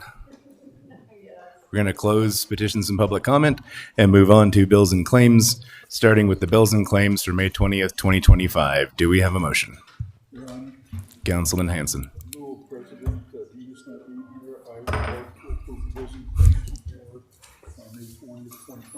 Very good. Do we have a second? Thank you, Councilman Zadi. Is there any discussion? Your Honor, I had just one question. Sir. I was looking at Rocky Mountain Power bill this time. The Civic Center power bill was $4,086.33, and the golf course was $89.62. Is that a mistake? Or are you guys just putting everything on the Civic Center to make it look bad? That is the plan. Not only that, but we've been trying to figure out how to run folks from the morgue in there to put them in the pool. No, I don't have the answer for that. I don't know if JJ or Matt, other than it's just the electrical usage of the facility. I don't know how heavily. Sir? Your Honor, Councilman Malonis, those bills do go directly to City Hall, so I'd have to talk to our accounts payable to find out a direct answer, which I could get you that information. But based on what billing time of the year it was, we wouldn't be using a lot of power until we turned our irrigation on and our ball field lights and such. So it would tend to have a pretty low power requirement, and then that would rise dramatically as soon as those things came on, which was this last month. So if it was billed for the month prior to that, there wouldn't be a lot of power usage out there. Some lights, some heaters at most. Well, even the building department only had $72.83. I just wonder about that whole, because I was looking at all the power bills every month. That's just an oddity. I just wonder if there's. Yeah, I think the exact billing, and it could be spread across meters. There's a lot of different reasons, but yeah, I'd have to defer to finance and accounts payable to know some specifics. Okay, thank you. We can certainly get that information for you. Okay. Seeing no further comment, all those in favor, please indicate by saying aye. Aye. Any opposed? Any abstaining? Abstaining. Okay, the motion carries with Councilman Pedri and Councilman Thompson abstaining, bringing us to the salaries for May 7th, 2025. Do we have a motion? Your Honor, Councilman Hanson. I move to approve the salaries for May 7th, 2025. Thank you. Do we have a second? Second. Thank you, Councilman Zadi. Is there any discussion? Seeing none, all those in favor, please indicate by saying aye. Aye. Any opposed? Any abstaining? Abstaining. Okay, the motion carries with Councilman Thompson and Councilman Pedri abstaining. Bringing us to new business. First up is a request from the Administrative Services Department for approval of an application for transfer of a retail liquor license by Come and Go LC doing business as Maverick number 5059 located at 1540 9th Street, Rock Springs, Wyoming. Do we have a motion? So moved, Your Honor. Thank you. Do we have a second? Second. Okay. Motion by Councilman Hickerson and seconded by Councilman Thompson. Is there any discussion? Seeing none, all those in favor, please indicate by saying aye. Aye. Any opposed? Any abstaining? Motion carries unanimously, taking us to a request from the Administrative Services Department for approval of an application for a bar and grill liquor license by Playmore Inc. doing business as OK Bar and Lounge located at 327 C Street, Rock Springs, Wyoming. Do we have a motion? So moved, Your Honor. Thank you, Councilman Hickerson. Do we have a second? Second. Thank you, Councilman Pedri. Is there any discussion? Seeing none, all those in favor, please indicate by saying aye. Aye. Aye. Any opposed? Any abstaining? Motion carries unanimously, taking us to approval of the annual drinking water quality report for May 2025. Do we have a motion? So moved, Your Honor. Thank you, Councilman Hickerson. Do we have a second? Second. Thank you, Councilman Pedri. Is there any discussion? Seeing none, all those in favor, please indicate by saying aye. Aye. Any opposed? Any abstaining? Motion carries unanimously, taking us to a request from the fire department for permission to fill a vacant firefighter position. Do we have a motion? So moved, Your Honor. Thank you, Councilman Thompson. Do we have a second? Second. Thank you, Councilman Hickerson. Is there any discussion? Seeing none, all those in favor, please indicate by saying aye. Aye. Any opposed? Any abstaining? The motion carries unanimously, bringing us to a request from the fire department for permission to fill a vacant captain position. Do we have a motion? So moved, Your Honor. Thank you, Councilman Pedri. Do we have a second? Second. Thank you, Councilman Hanson. Is there any discussion? Seeing none, all those in favor, please indicate by saying aye. Aye. Aye. Any opposed? Any abstaining? Motion carries unanimously, taking us to a request from the Engineering Operations and Public Services Department for permission to fill a vacant equipment maintenance supervisor position at the vehicle maintenance shop. Do we have a motion? Your Honor, I move to approve this request. Thank you, Councilman Thompson. Do we have a second? Second. Thank you, Councilman Hanson. Is there any discussion? Seeing none, all those in favor, please indicate by saying aye. Aye. Any opposed? Any abstaining? Motion carries unanimously, bringing us to a request from the Parks and Recreation Department for permission to fill a vacant irrigation specialist position in the Parks Division. Do we have a motion? So moved, Your Honor. Thank you, Councilman Pedri. Do we have a second? Second. Is that Councilman Thompson? Yes. Thank you. With the second, is there any discussion? Seeing none, all those in favor, please indicate by saying aye. Aye. Aye. Any opposed? Any abstaining? Motion carries unanimously. We are now on to a request from the Parks and Recreation Department for permission to fill a vacant parks maintenance worker position in the Parks Division. Is there a motion? Your So Honor. moved, Your Honor. You can Councilman Thompson? So moved. Thank you. Is there a second? Thank you, Councilman Pedri. Is there any discussion? Seeing none, all those in favor, please indicate by saying aye. Aye. Any opposed? Any abstaining? Motion carries unanimously. We are now on a request from the Urban Renewal Agency for road closures, including South Main Street from Bank Court to C Street for the Main Street Market Kickoff Party on July 10th, 2025 from 7 a.m. until 7 p.m. and the 700 block of Pilot Butte Avenue for the Salsa Street Fair on September 13th, 2025 from 7 a.m. until 4 p.m. Do we have a motion? Your Honor, Councilman Hanson? I'd like to approve this request. Thank you. Do we have a second? Second. Thank you, Councilman Zadi. Is there any discussion? Seeing none, all those in favor, please indicate by saying aye. Aye. Aye. Any opposed?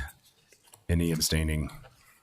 Motion carries unanimously, bringing us to a request from the American Legion Riders for permission to close South Main Street from Bank Court to E Street for their annual charity run on June 14th, 2025 from 10 a.m. until 10 p.m. Do we have a motion? So moved, Your Honor. Thank you, Councilman Pedri. Do we have a second? Second. Thank you, Councilman Thompson. Is there any discussion? Seeing none, all those in favor, please indicate by saying aye. Aye. Any opposed? Any abstaining? The motion carries unanimously, bringing us to a request from Kevin Kohler for permission to close Magnolia Drive from the corner of Morning Glory Way and Wild Rose Lane to Magnolia Drive for a block party on August 23rd, 2025 from 2 p.m. until 4 p.m. Do we have a motion? So moved, Your Honor. Thank you, Councilman Hickerson. Do we have a second? Second. Thank you, Councilman Hanson. Is there any discussion? Seeing none, all those in favor, please indicate by saying aye. Aye. Aye. Any opposed? Any abstaining? The motion carries unanimously, bringing us to our final item of new business today, a request from the Red Desert Roundup Rodeo Parade Committee for approval of a parade route to take place on July 26, 2025, beginning at 10 a.m. Do we have a motion? So moved, Your Honor. Thank you, Councilman Pedri. Do we have a second? Second. Thank you, Councilman Thompson. Is there any discussion? Seeing none, all those in favor, please indicate by saying aye. Aye. Aye. Any opposed? Any abstaining? The motion carries unanimously, bringing us to Resolution 2025-54.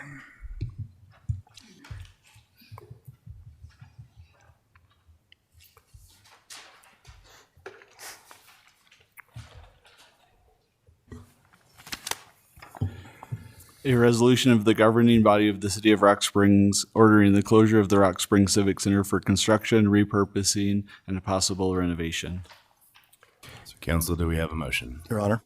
Councilman Zadi. I'd move to remove Resolution 2025-54 from the table.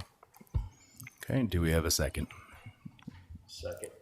Thank you, Councilman Pedri. Is there any discussion? Your Honor. Councilman Zadi. I would like to make a motion to amend Resolution 2025-54. Okay. Oh, we've got to vote on that first. Sorry. Yeah. Yep, sorry. Never mind. Yeah. Okay. Given the public interest, if we could do a roll call on this, please, Matt. Councilor Malonis. No. Bingham. No. Pedri. Yes. Zadi. Yes. Hanson. Yes. Hickerson. Yes. Thompson. Yes. Mayor Mickelson. Yes. Okay. Councilman Zadi. I'd like to offer an amendment to the resolution.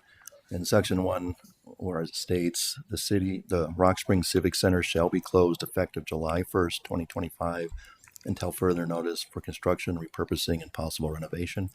I'd like to change that date to July 1st, 2027, giving the public input that we've seen and the amount of just the public input and the willingness of the public to step up and try to figure this out and make something happen.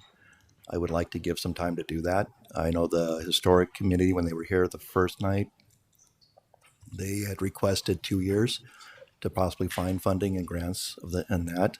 I think Stephen Allen, last time it was a year, but I'd like to amend this to 2027 to give that time.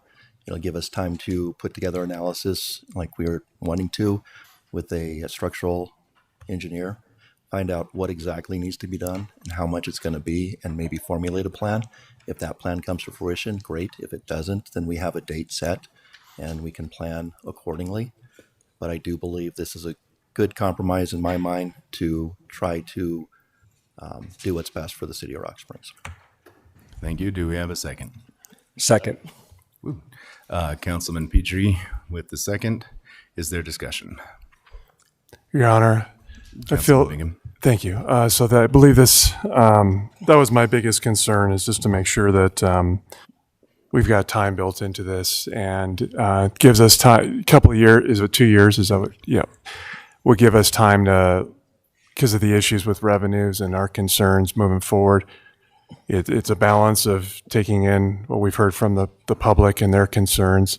2 years goes fast, so I'm going to remind the public that when the clock starts, that, you know, as far as some of the things that have been brought forward, we do need to meet and discuss those things and move forward so that time doesn't slip away. So that's all I have, Your Honor. Thank you. Your Honor. Councilman. Councilman Zadi, I really appreciate you bringing that resolution or that amendment. I think that's really going to help us a lot. Do you have that in writing anywhere? Can we look at it to approve it, or? It's just what on the record and what I've stated. It's just changing the date to July 21st, 2027. That's all we're doing is changing the date. Rather than 2025. Yeah. All right. Thank you, guys. Any further discussion? Seeing none, Mr. McBurnett, if you'd take us through roll call, please. Councilor Bingham. Yes. Pedri. Yes. Zadi. Just want a statement that this is a hard one for me because I do really want to do what's best for the city of Rock Springs. I do feel it necessary that we reduce our footprint in a lot of places to be able to maintain what we have. But given the outcry of the public and the willingness of people to step forward and try to help out and do something to save the Civic Center, I will vote yes on this resolution. Hanson. Yes. Hickerson. Yes. Thompson. Yes. Malonis. Yes. Mayor Mickelson. Yes. Your Honor. Okay. Mayor. Takes us to Mayor. Your Honor, I believe we were simply voting on The amendment, on the sorry. amendment. Thank you. So we have not yet voted on the resolution. So I was that following just a vote Ron's on- lead and jumping Psych, ahead. sorry.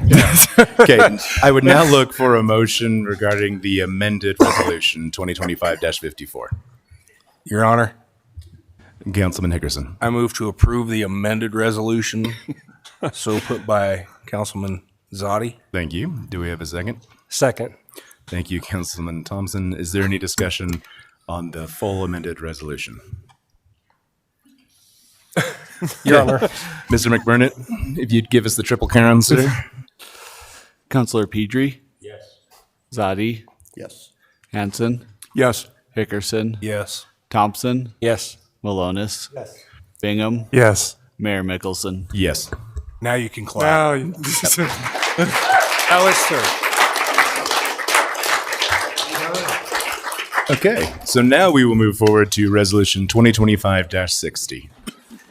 Your Honor, I just wanted to say, address Councilor Malonis's question about the Rocky Mountain Power Bill. If you refer back to the previous meeting, we did approve a Rocky Mountain Power Bill that had $10,870.02 for the golf course. And I can't remember, I'm sorry, the other entity you asked, the other division you asked about. Buildings.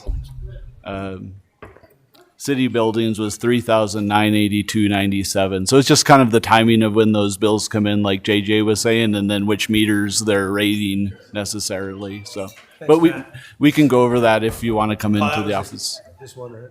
Okay. Very good. So 2025-60 for the third time.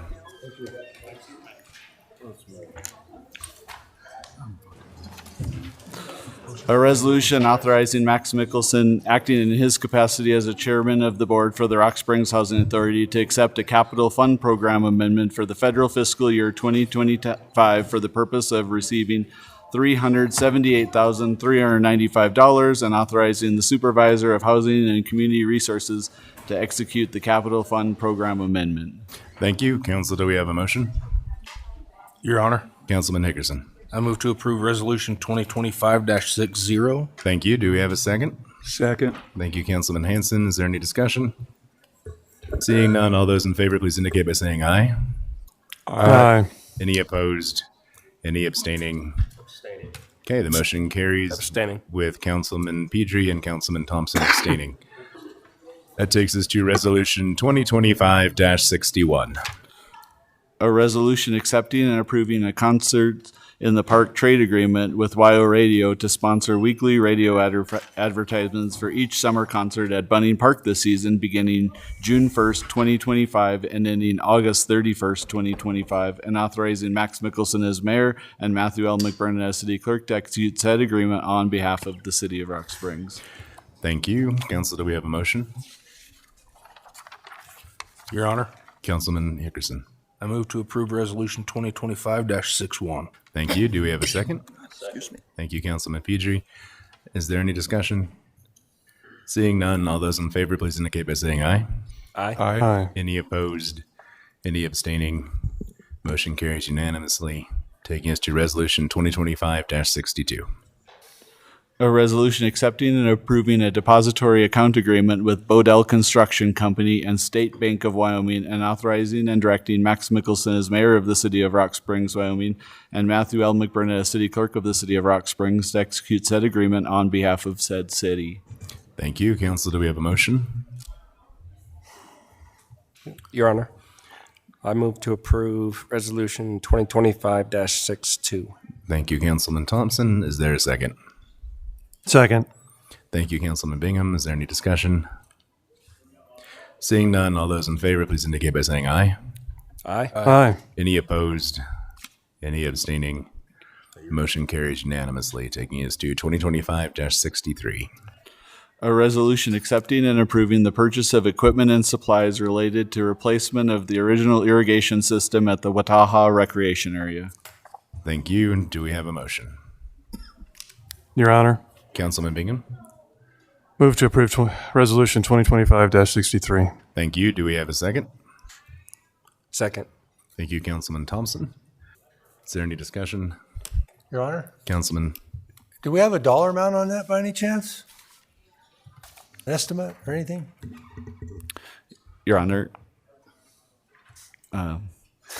Councilor Malonis, the details in the whereas part of the resolution, so it says Mountain Land Supply Company for $13,144.55, John Deere 21,900, another John Deere for 3,200.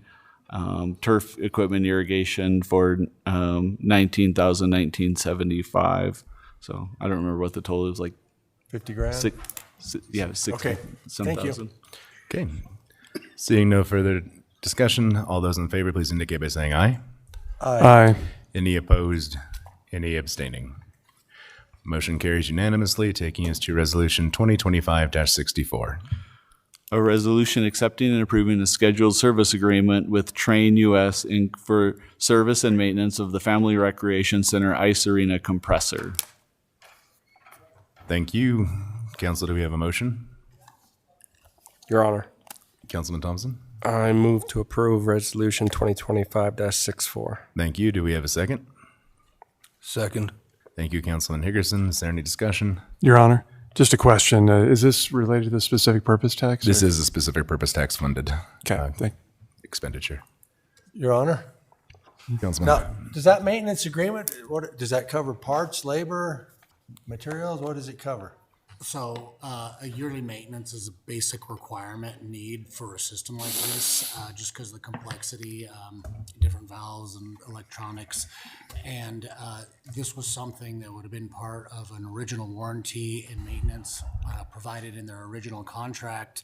But due to the costs and meeting the budget for this, that was taken out so that we did meet those. And with us coming in under budget on, there's SPT funding that is left over. And so, yeah, Matt has gone through pretty rigorous process with the SPT board members to try to ensure that we are spending these correctly. So this and that turf equipment that was just in the last resolution are both requests through that SPT. Well, I was just wondering, is that just including, just to take a look at it every month? Or? They pull it apart and recondition, look at seals. There's a oil and there's refrigerant that they touch off. It's definitely very specialized. It's not something that we could have our local building mechanics handle. But we're still responsible for all the parts or any extra labor? I was just kind of curious. I would have to take a look at the details to the agreement, but I mean, I would assume that if there is an outstanding broken part because we don't have a warranty, yes. Oh, no warranty on that? Yes, no. Okay. All right, thanks, JJ. Okay. Seeing no further discussion, all those in favor, please indicate by saying aye. Aye. Aye. Any opposed? Any abstaining? Motion carries unanimously, taking us to Resolution 2025-65. Point of order. Your Honor? I'll let Mr. Councilman Bingham handle that since he... We amended the agenda to remove that. Sorry. Yeah, we skipped that one. It's been a long evening.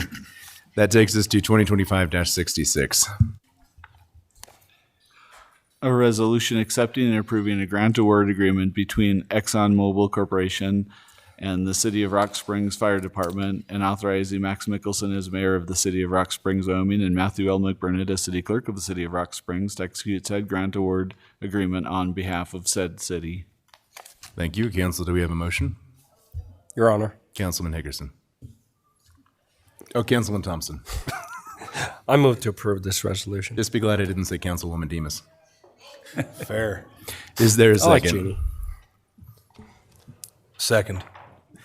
You got us off track earlier, all right? I blame this on you. I'd still say it's Rob's This fault. is on your shoulders. I'm blaming Rob. Okay.